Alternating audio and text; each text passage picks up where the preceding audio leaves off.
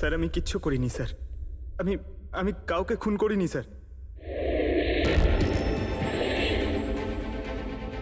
এটা কি জানো? DNA report sir. তাহলে এটাও জানো যে এর রিপোর্টে কি লেখা আছে। আর তারপরেও তুমি চাইছো যে আমি মেনে নেব যে তুমি কোনো দোষ করনি, তুমি দোষী নও। স্যার স্যার আপনি আমাদের শিখিয়েছেন সত্যের থেকে বড় এই পৃথিবীতে আর কিচ্ছু নেই স্যার। এই কেসটা সত্যিটাও তাই স্যার। আমি কাউকে খুন করিনি স্যার, সত্যি বলছি স্যার। আমি তুমি যদি খুন না করে থাকো তাহলে তোমার রক্ত ওই অস্ত্রতে লাগলো কি করে পঙ্কজ? আমি জানি না স্যার। Damn it! জানো না মানেটা কি? হ্যাঁ, এই যে তোমার হাতে চোট লেগেছে, ওই যে রক্ত চিহ্নটা রয়েছে, সেটাই চিৎকার করে বলছে খুনি তুমি পঙ্কজ, তুমি। আমি আপনাকে বলেছিলাম স্যার, আমি অটো করে যখন বিউরো আসছিলাম তখন কেটে গেছিল স্যার।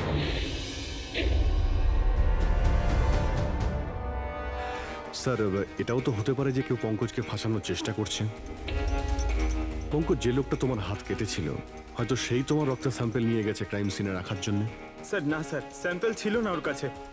ও যখন আমার হাত কেটেছিল তখন সঙ্গে সঙ্গে রক্ত বেরোয়নি স্যার। ও চলে যাবার পর আমার রক্ত বেরিয়েছিল। ওর কাছে আমার স্যাম্পল থাকতেই পারে না স্যার। যদি তোমার রক্ত কেউ না নিয়ে থাকে তাহলে তোমার রক্ত ক্রাইম সিনে শুধু একটা কারণেই যেতে পারে পঙ্কজ, আর সেটা তখনই যখন তুমি ওখানে খুন করতে গিয়েছিলে।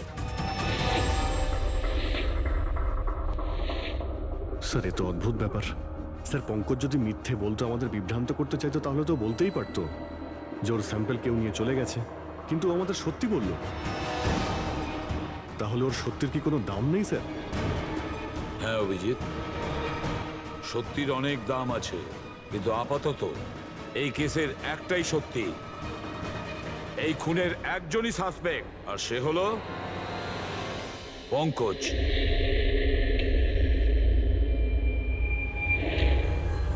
আমি তোমাকে সিআইডি থেকে সাসপেন্ড করছি। স্যার স্যার আমার কথা বিশ্বাস করুন, আমি কিচ্ছু করিনি। আমি খুন করিনি, আমি আমার বাবার দিব্যি করে বলছি স্যার। তোমার গান আর ব্যাচ। স্যার, একজন ছেলে তার বাবার শ্রাদ্ধের দিন কিভাবে তার মিথ্যে দিব্যি কাটতে পারে স্যার? আমি তোমাকে জিজ্ঞেস করিনি ফেডরিক। গান আর ব্যাচ।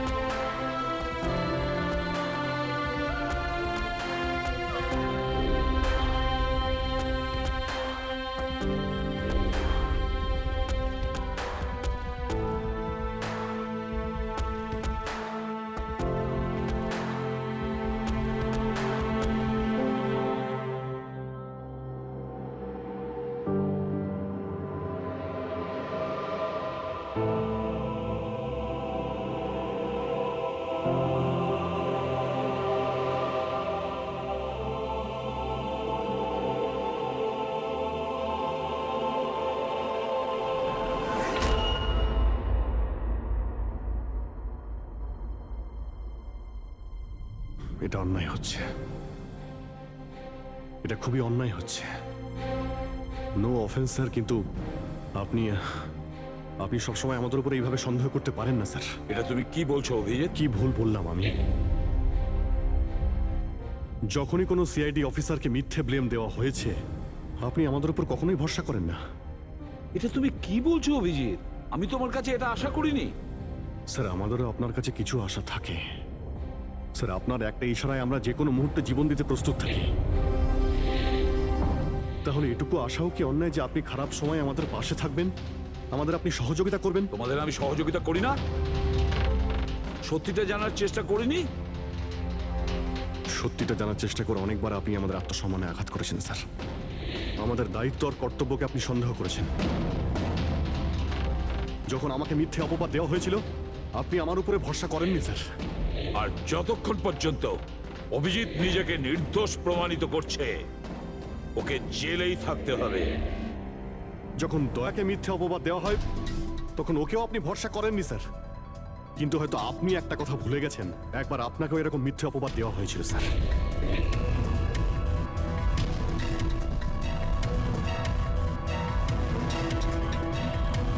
সেই মুহূর্তে আমাদের মধ্যে কেউ আপনাকে সন্দেহ করেনি। আমরা শক্ত দেওয়াল হয়ে আপনার সামনে দাঁড়িয়েছিলাম স্যার, যাতে আপনাকে কেউ ক্ষতি করতে না পারে। তাহলে আমাদের খারাপ সময় কি আপনি আমাদের পাশে দাঁড়াতে পারেন না? অভিজিৎ কোনো অপরাধীর থেকেও বিপজ্জনক একজন ইমোশনাল সিআইডি অফিসার। তুমি ইমোশনাল হয়ে যাচ্ছ অভিজিৎ। আমি তোমাকে এই কেস থেকে সরিয়ে দিলাম।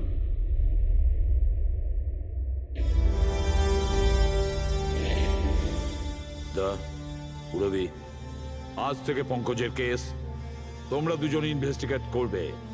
শুধু শুধু তোমরা দুজনে। ঠিক আছে স্যার। এখন আমার উপরে আপনার এতটুকুও ভরসা নেই যে কেসটাকে আমি নিউট্রাল ভাবে দেখতে পারবো কিনা। এত বছর ডিউটির পর এরকম মেডেল তো ভাগ্যবানেরাই পায়। Thank you sir.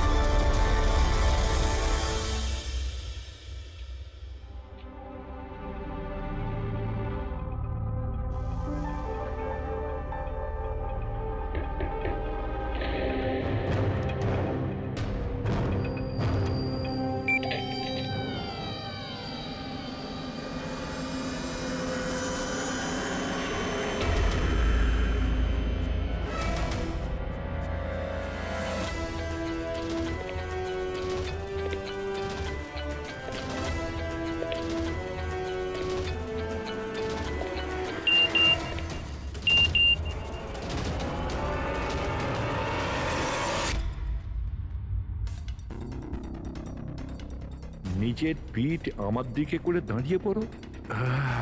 চলো এটাও করে দেখে নি।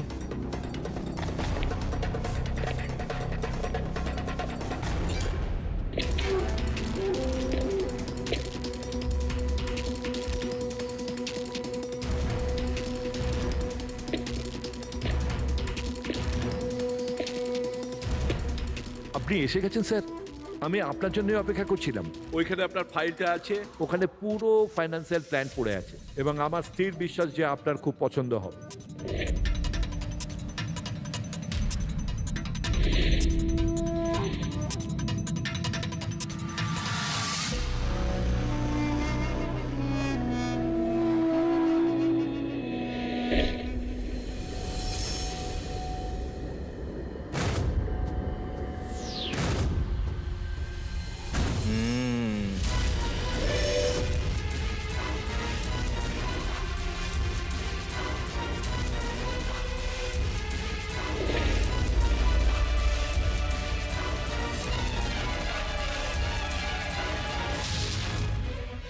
আরে এ তো নকল।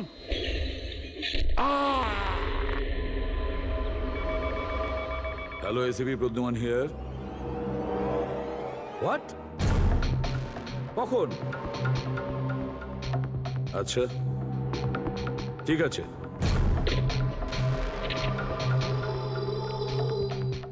দয়া, অভিজিৎ, বিক্রম বিজয় খুন হয়েছে। বিক্রম বিজয় মানে ওই কেলেঙ্কারি কেসের? হ্যাঁ হ্যাঁ, ওই বিক্রম বিজয় আজও আইনকে ফাঁকি দিয়ে পালাচ্ছিল, আর আজই ও খুন হয়েছে ওরই বাড়িতে। একদিন না একদিন তো এটা হওয়ারই কথা ছিল স্যার। এত শত্রুও পুষেছে ঘরের মধ্যে। Sir I am really sorry sir, একটু লেট হয়ে গেলাম। কি ব্যাপার পঙ্কজ, কোথায় ছিলে তুমি? স্যার আসলে বাবার শ্রাদ্ধ ছিল আজ, তাই মন্দিরে গেছিলাম পুজো দিতে। ঠিক আছে, আর এটা হাতে কি হয়েছে? আরে স্যার আসতে গিয়ে লেগে গেল, তেমন কিছু না, খুব বেশি লাগেনি স্যার। ঠিক আছে, তৈরি হয়ে নাও, একটা মার্ডার কেস এসেছে। আর শোনো,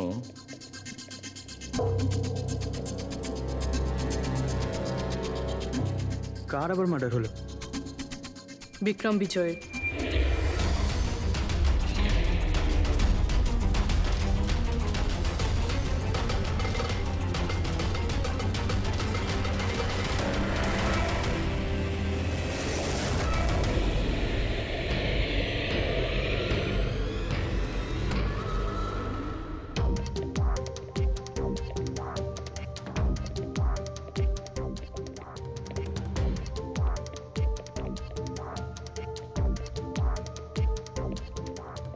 সিআইডি হ্যাঁ, স্যার, আমি গোপাল, বিক্রম স্যারের ম্যানেজার। এই তিনজন কারা? এ মোহিত, বিশাল আর ও হলো রাঘব, এরা স্যারের সিকিউরিটি গার্ডস। ও, আর ইনি? ইনি বিক্রম স্যারের ওয়াইফ মধু ম্যাডাম, আর বাকিরা সব স্টাফ। বডি কোথায়? স্যার বডি ভেতরে আছে। এই ঘাড়ে আঘাত করেছে আর পেট আর বুকেও মেরেছে। খুনি এটা শিওর হতে চেয়েছিল যে কোনোভাবেই যেন এ বেঁচে না যায়।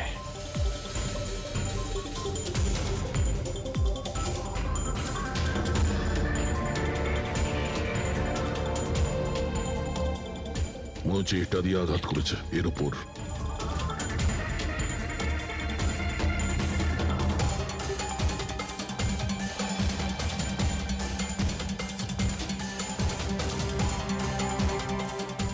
বিক্রমের ফোনে শেষ মেসেজটা কোনো আননোন নাম্বার থেকে এসেছিল। নিজের পিঠ আমার দিকে করে দাঁড়াও। পিঠ আমার দিকে মানে ওই লোকটা কি একে নিজের মুখ দেখাতে চাইনি নাকি?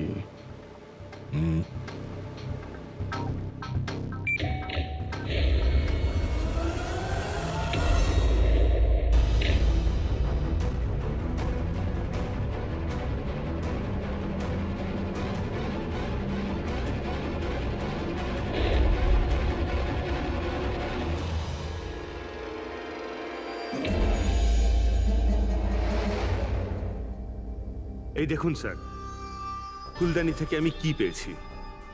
Audio recording device.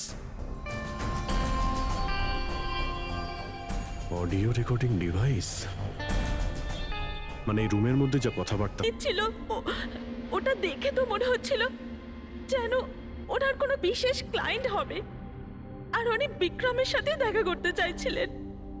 এই ক্লায়েন্ট বিক্রমের কন্ট্যাক্ট এলো কি করে? স্যার আমার জন্যে ও আগে আমাকে কন্ট্যাক্ট করেছিল। ও বিক্রম স্যারের পুরো ইতিহাস ভালো করে জানতো, আর বিক্রম স্যার ওর এই হোমওয়ার্কে খুব ইমপ্রেসড হয়েছিল, আর উনি আমাকে মিটিং ফিক্স করতে বলেছিলেন। আপনি ওর সঙ্গে আগে দেখা করেছিলেন? না স্যার, ওই ফোন করেছিল, আর সেটাও প্রাইভেট নাম্বার থেকে।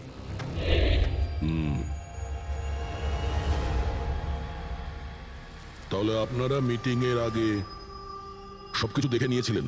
হ্যাঁ হ্যাঁ স্যার। ওই রুমটা খুব ভালো করে চেক করে নিয়েছিলেন তো? হ্যাঁ। তাহলে এই অডিওর রেকর্ডিং ডিভাইস এটা রুমের মধ্যে এলো কি করে? স্যার এটা কোথায় ছিল? ফ্লাওয়ার পটের মধ্যে। ফ্লাওয়ার পটে? ওটা তো তুই চেক করেছিলিস না মোহিত? আমি চেক করেছিলাম স্যার, কিন্তু আমি এটা ফ্লাওয়ার পটে দেখতে পাইনি। দেখতে পাননি? আগে না।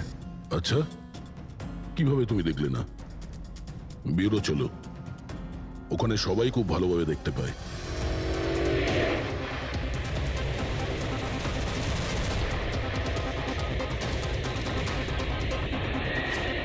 মোহিতের উপর নজর রাখবে। গুলি চালাবে না। কৈলাস স্যার, আপনি? কে ইনি? ইনি সিবিআই অফিসার কৈলাস বাবু। কেমন আছেন স্যার? দারুণ। কি ব্যাপার স্যার, হঠাৎ করে আপনি আমাদের রাস্তা আটকে দিলেন? অভিজিৎ, আমার ওই লোকটাকে চাই যে তোমাদের সিআইডির গাড়িতে বসে আছে। মোহিত? ও ও আমাদের অপরাধী স্যার, ওকে আমরা ব্যুরোতে নিয়ে যাচ্ছি ইন্টারোগেট করার না জন্য। অভিজিৎ, ও অপরাধী নয়, ও একজন সিবিআই অফিসার। কি বলছেন আপনি? এই মোহিত সিবিআই অফিসার? কিন্তু স্যার, এ তো ওই বিক্রমের ওখানে গার্ডের চাকরি করছিল। দেখাবার জন্য, সত্যিটাকে লুকোবার জন্য।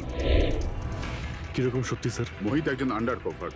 ও আমার কথাতেই ওখানে ডিউটি করছিল, আর আমার কথাতেই ও বিক্রমের ওখানে রেকর্ডিং ডিভাইসটা লাগিয়েছিল। আর এই কারণে কিছুই বলতে হচ্ছিল না।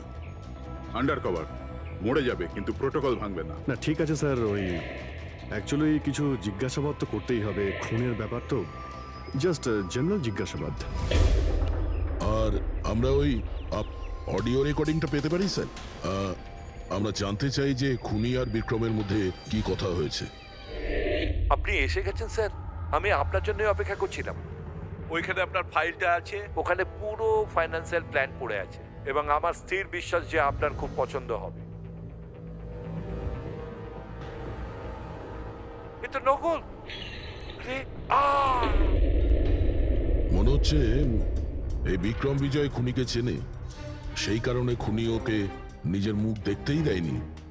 আর যখন বিক্রম জানতে পারে যে যে টাকাগুলোকে দেওয়া হয়েছে সেগুলো নকল, তখন সে বিক্রমকে খুন করে আর ব্যাগ নিয়ে চলে যায়। একটা কাজ করি আমরা, এই মোহিতকে, আন্ডার কভার পুলিশকে কিছু জিজ্ঞাসাবাদ করি। আই এম সরি স্যার, এই কেসটা এখনো বন্ধ হয়নি। এই জন্য আমি যদি আপনাদের এর থেকে যদি কিছু বেশি বলি তাহলে প্রোটোকল ভাঙা হবে, হুইচ আই ডোন্ট ওয়ান্ট। দেখো মোহিত, আমি তোমার প্রোটোকলকে রেসপেক্ট করি। এমন তো কিছু পেয়েছো তোমার ইনভেস্টিগেশন চলাকালীন যেটা হয়তো তোমার প্রোটোকলের মধ্যে পড়ে না, আর সেই জন্য তুমি আমাদের কিছু বলতে পারো। কিছু তো একটা বলবে যে সূত্র ধরে আমরা খুনি পর্যন্ত পৌঁছতে পারি। আমি আপনাদের শুধু এটা বলতে পারি যে গত কয়েক বছর ধরে সিবিআই এই বিক্রমের পিছনে পড়েছিল। আজ থেকে 15 বছর আগে, সাল 2002-তে সিবিআই এক আন্ডার কভার অফিসারকেও বিক্রমের পিছনে লাগিয়েছিল কিছু বিশেষ প্রমাণ জোগাড় করতে, কিন্তু কিছু পাওয়া যায়নি। আর আনফর্চুনেটলি আমাদের এই অফিসার মারা যান। এক মিনিট, নাম কি ছিল এই অফিসারের? ইন্সপেক্টর অধিরাজ।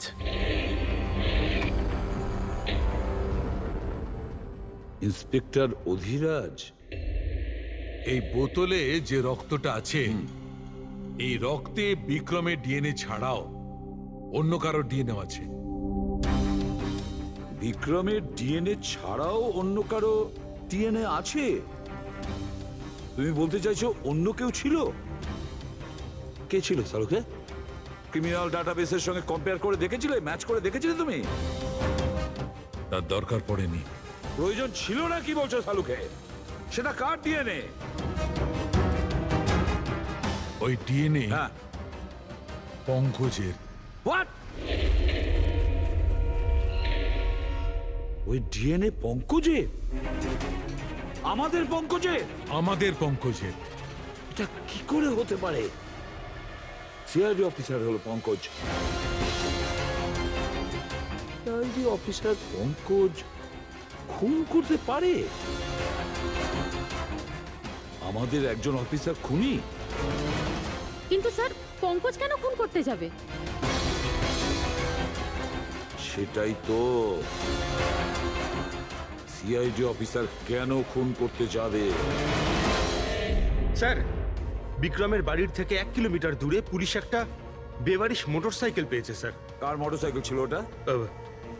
স্যার, ও পঙ্কজের ওটা।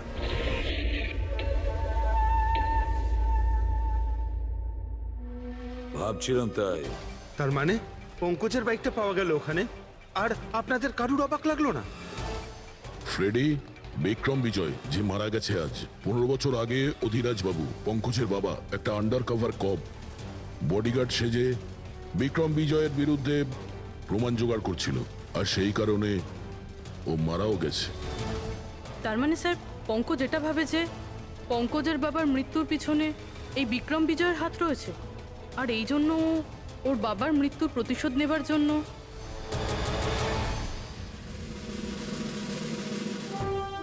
পঙ্কজ এখন কোথায়?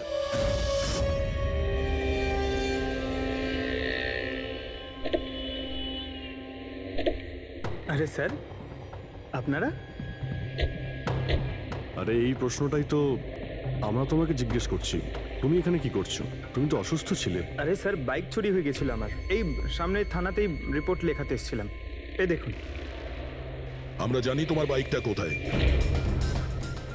আপনারা কি করে জানলেন স্যার? তোমার বাইক বিক্রম বিজয়ের বাড়ির কাছে পেয়েছি। সেই বিক্রম বিজয় যে তোমার বাবার খুনি। যখন বিউরোতে এসিপি স্যার বলল যে বিক্রম বিজয়ের খুন হয়েছে, তখন তুমি জানতে না ওই বিক্রম বিজয়? হ্যাঁ স্যার। আরে তাহলে তুমি বিউরোতে কেন বললে না? তোমার বলা উচিত ছিল যে বিক্রম বিজয়ই তোমার বাবার খুনি। স্যার, বাবার শ্রাদ্ধ ছিল স্যার। মন্দির থেকে বিউরো আসছিলাম, ওনার ব্যাপারেই ভাবছিলাম, আর কিছু খেয়াল ছিল না স্যার। একদম কিচ্ছু মাথায় আসছিল না, বুঝতেই পারছিলাম না কি করব।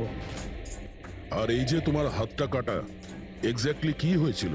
স্যার, এটা তো মন্দির থেকে যখন আমি অটোতে ফিরছিলাম।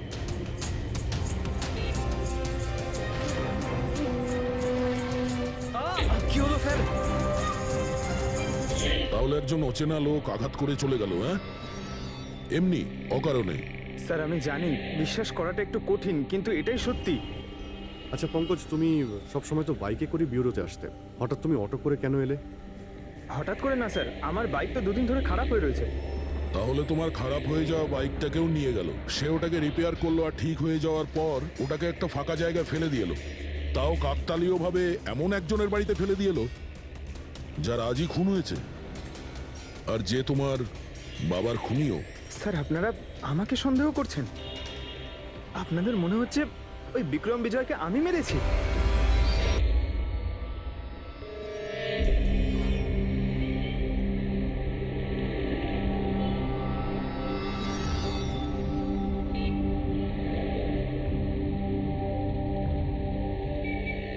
যদি এই পঙ্কজ নিজের বাড়ি থেকে বিক্রম বিজয়ের বাড়িতে যায়, তো এখানে এই জাংশন থেকেই গিয়েছে।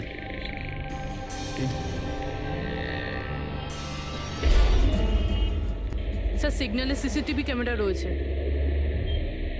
এই সিসিটিভি ক্যামেরার ফুটেজ থেকেই আমরা জানতে পারবো যে পঙ্কজ ওই বাইকে করে এখান থেকে গিয়েছিল নাকি ওটা অন্য কেউ ছিল।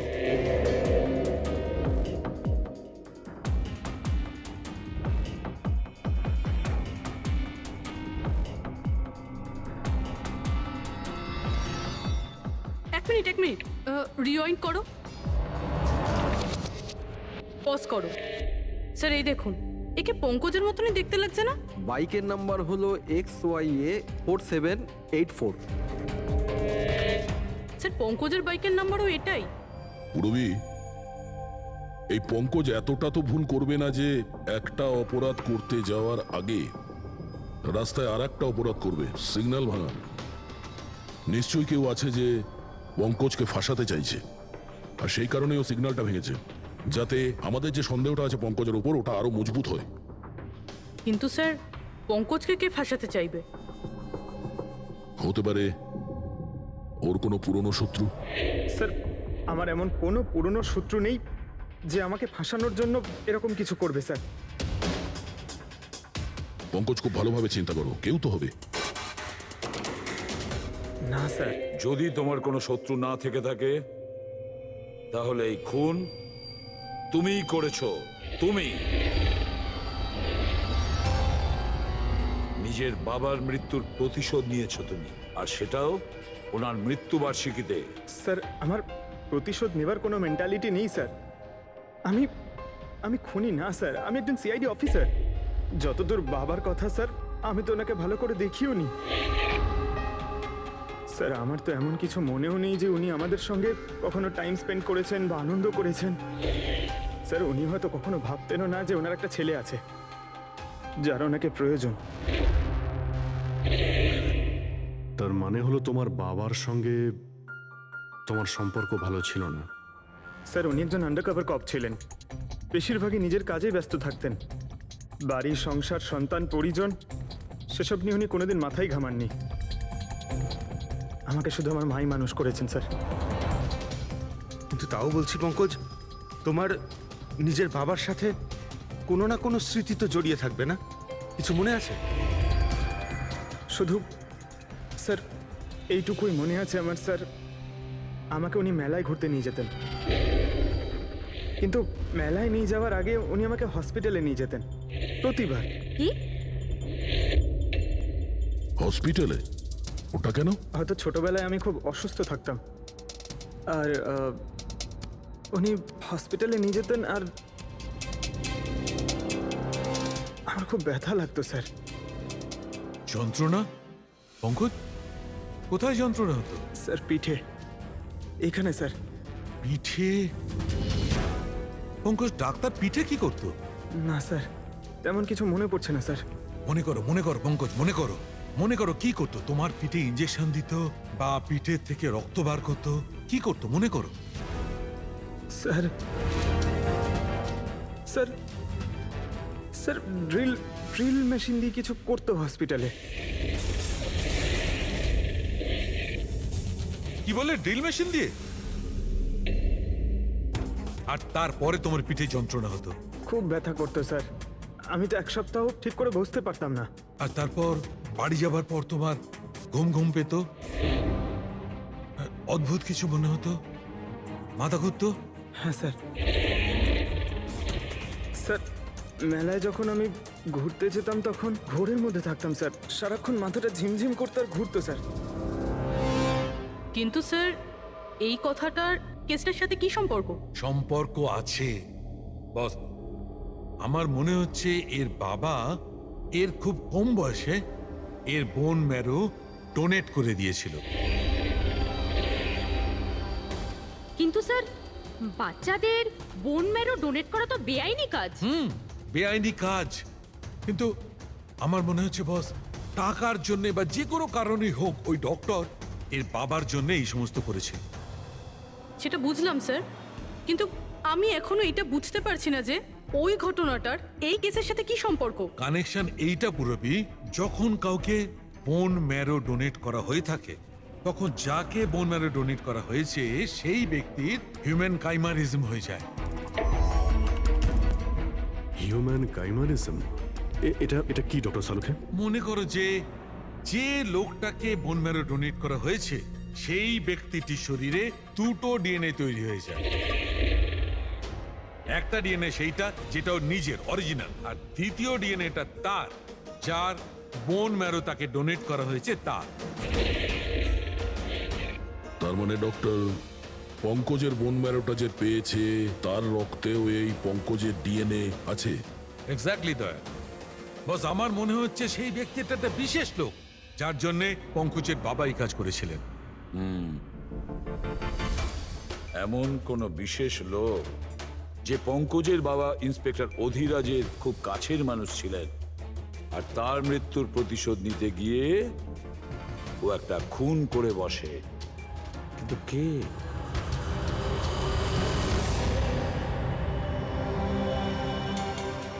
দয়া।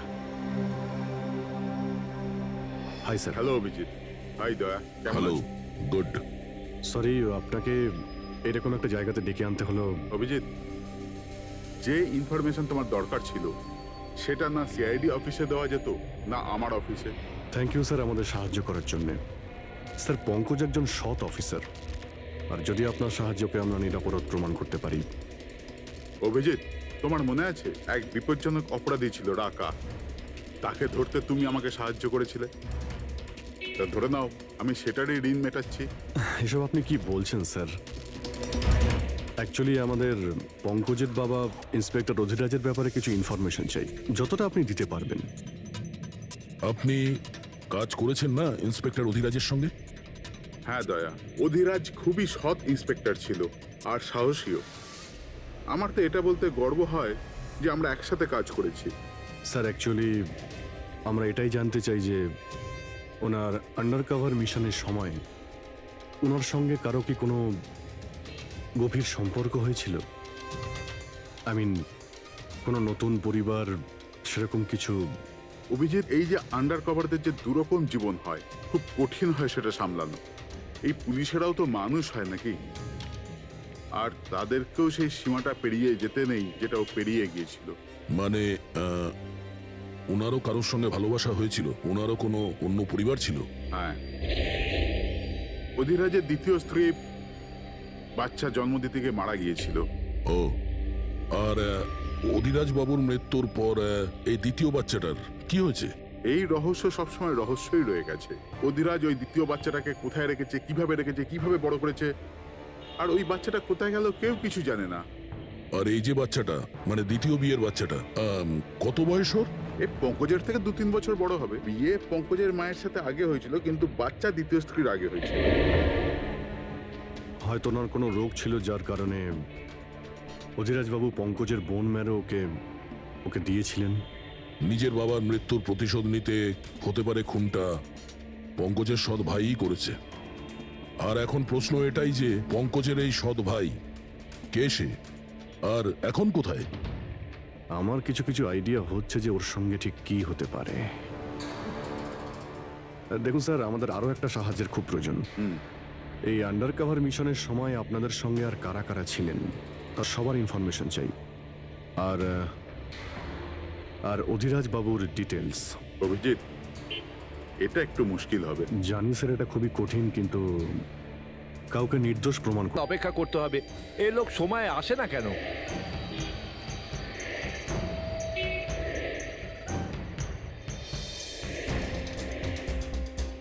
আরে ভাই, আধ ঘন্টা ধরে অপেক্ষা করছি। আজই আমার পুরো টাকা চাই। আজই আমাকে এই শহর ছেড়ে দিতে হবে। তোর হিসাব তো আমি আজ এখনই এই মুহূর্তে করব।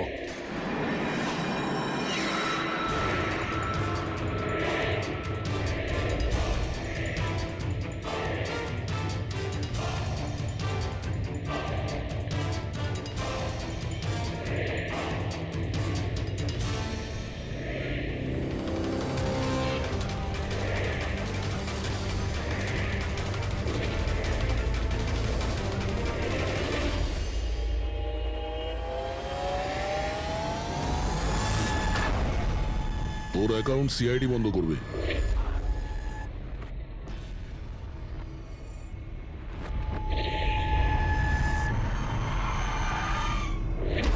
বাবার ধার মেটানো প্রত্যেক সন্তানের কর্তব্য, আর যে ছেলেটা করে তাকেই ভালো ছেলে বলা হয়, আর সেটা হলাম আমি। তুমি তো কিছু করনি, আমি নিয়েছি আমার বাবার মৃত্যুর বদলা। দেখো মোহিত, তোমাদের বাবা ইন্সপেক্টর অধিরাজ একজন সৎ, একজন কর্তব্যপরায়ণ পুলিশ অফিসার ছিলেন। কি ভাবছিলে তুমি তোমার মতন একজন অপরাধীর বাবা হয়ে গর্ব করতেন, নাকি পঙ্কজের মতন একজন সৎ সিআইডি অফিসারের উপর? তার সত্যি কথা বলতে তো বাবার সব সময়ই এই পঙ্কজের উপর গর্ব ছিল, আর ভালোবাসতো একেই বেশি। আমাকে তো উনি অনাথ আশ্রমে দিয়ে দিয়েছিলেন স্যার, যাতে ওনার দ্বিতীয় পরিবারের ওপর কোনো আঁচ না আসে। তুমি যখন এই কথাটা জানতে আমাদের কাছে এলে না কেন? আমি তো তোমার ভাই, একসঙ্গে ধরতাম বিক্রমকে, তাও আইনের পথে। চাই না আমার তোমার সাহায্য। আমাদের বাবার হত্যাকারীকে কিভাবে ধরতে হবে, কিভাবে ওর উপর প্রতিশোধ নিতে হবে, এর প্ল্যানিং আমি আগে থেকে করে রেখেছিলাম, অনেক দিন থেকে। আর এটাই হলো কারণ আমার সিবিআই অফিসার হওয়ার। আর ঠিক আমার বাবার মতোই একটা আন্ডারকভার মিশনে গেছিলাম ওই বিক্রমের বিরুদ্ধে, কিন্তু এইবার তাকে সাজা দেওয়ার জন্য নয় স্যার, বরং ওকে শেষ করার জন্য। একজন সিবিআই অফিসার হয়েও তুমি অপরাধ করেছো। তোমাদের মতো অফিসারের জন্যই সবাই আইনের উপরে ভরসা করতে পারে না। এই কাজে কেতন তোমাকে সাহায্য করেছিল না? হ্যাঁ স্যার, কেতনও আমার বাবার সাথে কাজ করত। সেও একজন আন্ডার কভার অফিসার ছিল। সেই আমাকে সবকিছু বলেছে। আর তার বলাতেই আমি জানতে পারি যে ছোটবেলায় আমার একটা অপারেশনও হয়েছিল। আর যখন তুমি জানতে পারলে যে তোমার রক্তে দুটো ডিএনএ আছে, একটা তোমার আর একটা আমার, তুমি খুন করে আমাকেই ফাঁসিয়ে দিলে। হ্যাঁ, আর এই জন্য আমার রক্ত বার করে আমি অস্ত্রের ওপরে ছড়িয়ে দিয়েছিলাম। আর তারপর তোমার হাত কেটেছিলাম, যাতে এক তীরে দুই পাখি মরে। আমার দুই শত্রু, আমার বাবার হত্যাকারী ওই Vikram. Hello Kailash sir. Sir, আমি বিক্রমের রুমেতে অডিও ডিভাইস লাগিয়ে দিয়েছি।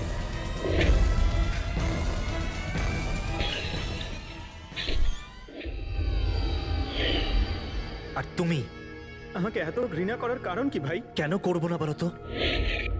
আজ পর্যন্ত সবকিছু তুমি পেয়েছো। আমাদের বাবার নাম, ওনার ভালোবাসা, ওনার সম্মান, সবকিছু। আর দুঃখের বিষয় তো এটা যে এত কিছু পাওয়ার পরেও তোমার এতটুকু হুঁশ ছিল না যে আমাদের বাবার হত্যাকারী কে। স্যার, আজকে যদি আমি না হতাম তাহলে আমাদের বাবার হত্যাকারী আজও বেঁচে থাকতো এবং ঘুরে বেড়াতো। আর তুমি কি পেলে মোহিত? জেল। আর খুন করে তোমার বাবা কি পেল? মরার পরে লজ্জা।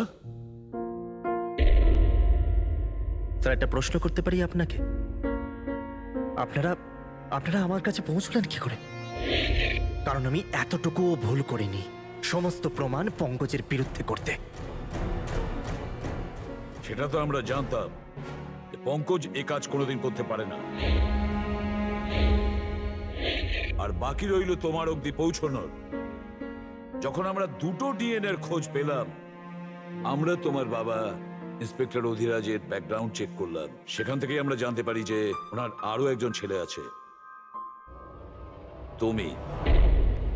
ব্যাস, আমরা সেই ছেলের ঠিকুজি খুঁজে বার করলাম তোমার। আর পুরো ব্যাপারটা ছবির মতন পরিষ্কার। অনেক ভুল করেছো তুমি মোহিত, মস্ত বড় ভুল করেছো। আইন তোমাকে কঠোর থেকে কঠোরতম শাস্তি দেবে। হয়তো যাবজ্জীবন জেল, না হলে ফাঁসি।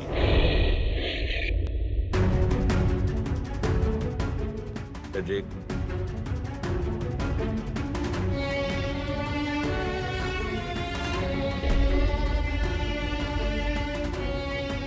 সরি স্যার, আমি জানি তোমার মনে শুধু আমার প্রতি ঘৃণাই আছে, কিন্তু আমি সত্যি জানতাম না আমার কোনো ভাই আছে। আমি জানি না তোমার সঙ্গে কি হবে, কিন্তু তুমি একটা কথা সবসময় মনে রেখো, আমি তোমার অপেক্ষা করব। I'll wait for you, brother.